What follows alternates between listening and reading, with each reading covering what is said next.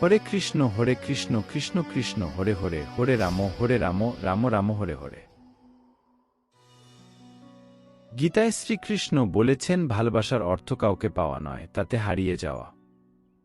গীতা একটি সম্পূর্ণ জীবন দর্শন এবং যে ব্যক্তি এর পথ অনুসরণ করেন তিনি সর্বোত্তম।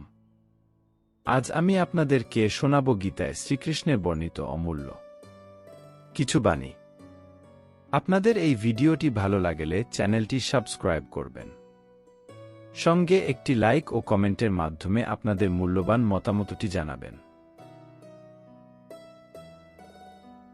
নম্বর 1, গীতায় শ্রীকৃষ্ণ বলেছেন জীবনে না ভবিষ্যৎ আছে, আর না আছে অতীত, জীবন তো কেবল এই মুহূর্তে আছে, অর্থাৎ এই মুহূর্তের অনুভব করাকেই জীবন বলে।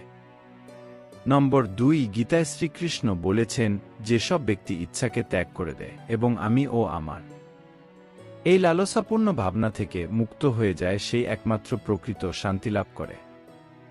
নম্বর 3, অনেকেই মনে করে থাকেন যে সংসারে কাজকর্ম ত্যাগ করাই হল সন্ন্যাস। কাজকে তারা বন্ধন বা দুঃখের কারণ মনে করেন, তাই সকল রকম কাজকে পরিত্যাগ করে। কিন্তু তারা ভুল করে, কর্ম ত্যাগ করা নয়, কর্মফলের লোভকে ত্যাগ করাই হল আসল ত্যাগ বা সন্ন্যাস। নম্বর 4, গীতায় শ্রীকৃষ্ণ বলেছেন নরকের 3টে দরজা হয়। 1 নম্বর হল কামনা, 2 নম্বর হলে ক্রোধ এবং 3 নম্বর হল লোভ। নম্বর 5, যখন কোনো ব্যক্তি তার লক্ষ্যকে প্রাপ্ত করে ফেলে তখন তার জীবনের সব দুঃখ ঘুচে যায় এবং জীবনে নতুন আনন্দ ও খুশি ভরে ওঠে।